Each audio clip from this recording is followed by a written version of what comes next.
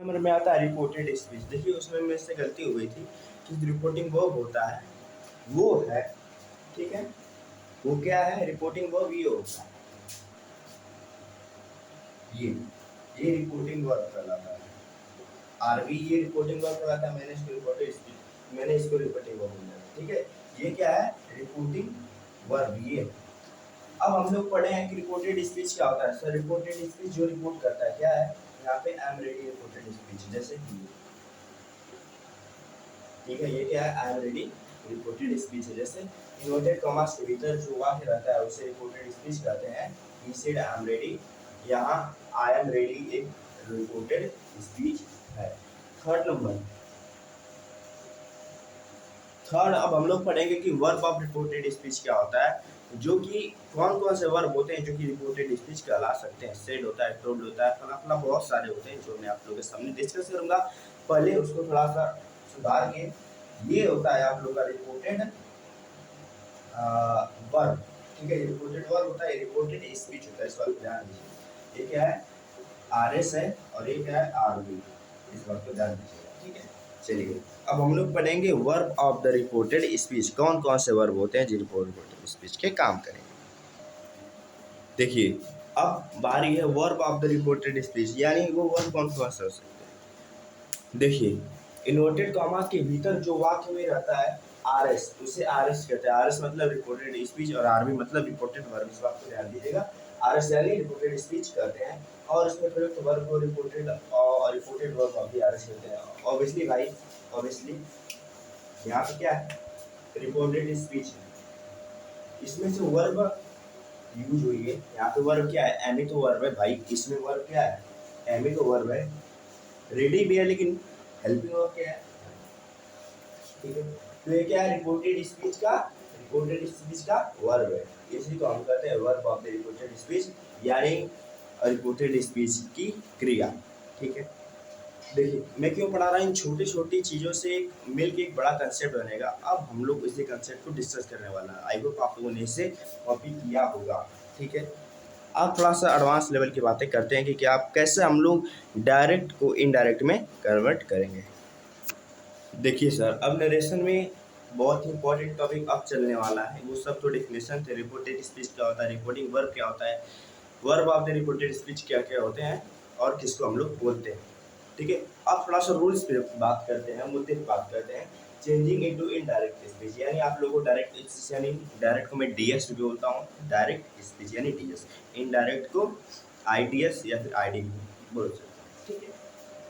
कैसे हम लोग चेंज करेंगे, पहले हम लोग थोड़ा देख लेते हैं कि क्या क्या उनमें चीज़ें आने वाली हैं। तो डायरेक्ट स्पीच को इनडायरेक्ट स्पीच में बदलने के लिए कुछ जनरल रूल्स और स्पेशल रूल्स होते हैं। जनरल रूल्स स्पेशल रूल्स क्या होता है, मुझे पता था आप लोग जरूर पूछेंगे कि सर जनरल रूल्स और स्पेशल रूल का डिफिनेशन क्या, डिफरेंस क्या होता है। तो जनरल रूल जो होते हैं वो उन नियमों को कहा जाता है जहाँ हर एक क्वेश्चन में आप लोग यूज करते हैं।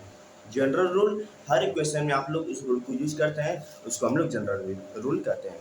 और स्पेशल रूल उस रूल को कहते हैं जो कुछ एक प्रकार के इनडायरेक्ट स्पीच को डायरेक्ट स्पीच में बदलने के लिए हम लोग यूज करते हैं, उसको हम लोग स्पेशल रूल कहते हैं।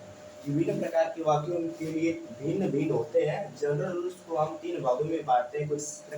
किस प्रकार, मुझे ये भी पता है कि आप लोग पूछेंगे किस प्रकार, उस प्रकार को हम लोग यहाँ पे डिस्कस करेंगे, ये हमारे पास स्पेस नहीं था, ठीक है। तो इरेज करते हैं, जरूर से इसे अपने से पढ़ के आप लोग कॉपी कीजिएगा, तब मजा आएगा।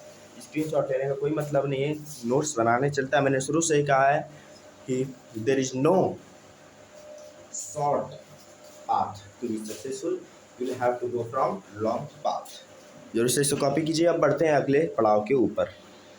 देखिए सर 3 चीज़ें मैंने बताया था कि 3 तरीकों से हम बांटते हैं, 3 चीज़ों को हम चेंज करते हैं जनरली। कौन कौन से, change of person, change of tense and change of modes of speech. Change of person आप लोगों ने फर्स्ट पर्सन सेकंड पर्सन पढ़ा होगा, नहीं पढ़ा तो मैं बता दूं, बहुत पीछे हो रही है इसमें। देखो फर्स्ट पर्सन में आई आता है और वी आता है, सेकंड में यू आता है और थर्ड में इन तीनों को जुड़ा के जो भी आ गए, दे, ही, सी, इट, या फिर किसी का नाम, किसी बंदर का नाम, किसी जानवर का नाम, किसी चींटी का नाम, किसी महिला का नाम, किसी बच्चे का नाम, किसी पुरुष का नाम। फर्स्ट पर्सन में आई और वी आता है, सेकेंड पर्सन में यू आता है, थर्ड पर्सन में ये सारी चीजें दे ही सी इट आता है। फर्स्ट पर्सन को हम लोग स्पीकर भी बोलते हैं। फर्स्ट पर्सन कौन रहेगा? आई और वी, ठीक है। आई और वी जो स्पीकर होता है, जो बोलने वाला होता है। सेकेंड पर्सन क्या होता है? यू होता है। यू कौन होगा? जो लिसनर होगा। और थर्ड पर्सन जिसके बारे में हम लोग अभी कोई चर्चा नहीं करेंगे, वो नॉन एक्टिव पर्सन कहलाता है। आई बात समझ में? अब एक एक करके चीजों को हम लोग पढ़ते हैं। चेंज ऑफ पर्सन, यानी पर्सन का चेंज हम लोग कैसे करेंगे, पर्सन को चेंज कैसे करेंगे, ठीक है। उसमें एक रूल आता है SON, बहुत सारे लोग पढ़े होंगे। जिन लोगों ने नहीं पढ़ा तो मुझसे पढ़ लो यार, एक बार पढ़ लो फिर उसके बाद नथिंग इज इन नरेशन। देखिए, अब फर्स्ट हम लोगों ने बोला था कि चेंज इन पर्सन पढ़ेंगे, change in tense, change in parts of speech. देखिए, तो सबसे पहले चेंज ऑफ पर्सन, DS मतलब डायरेक्ट स्पीच, ठीक है। DS मतलब डायरेक्ट स्पीच बोल सकता हूँ। तो IDS यानी इनडायरेक्ट स्पीच में बदलने के लिए रिपोर्टेड स्पीच यानी RS, ठीक है। शॉर्ट फॉर्म में लिख रहा हूँ, आप लोग इस शॉर्ट फॉर्म में लिख सकते हैं अगर चाहते हैं तो, ठीक है। मेरे प्रयुक्त प्रोनाउन को इस प्रकार में लिख ले भैया। देखो, DS को IDS में बदलने के लिए रिपोर्टेड स्पीच में प्रयुक्त, देखो रिपोर्टेड स्पीच इसलिए मैं चिल्ला चिल्ला के पढ़ा रहा था कि सर रिपोर्टेड स्पीच का यूज आने वाला है। अगर अभी आप लोगों को नहीं पता कि रिपोर्टेड स्पीच क्या होता है तो बहुत बड़ी दिक्कत में है। वीडियो को पॉज करके बैक जाइए, दोबारा से अपनी रिपोर्टेड स्पीच क्या होता है। वो स्पीच जो रिपोर्ट करता है, वो स्पीच जो रिपोर्ट करता है, ठीक है। चलिए, इसमें जो प्रोनाउन प्रयोग होता है, प्रोनाउन प्रयोग होता है, बिल्कुल होता है, आई वी सी इट।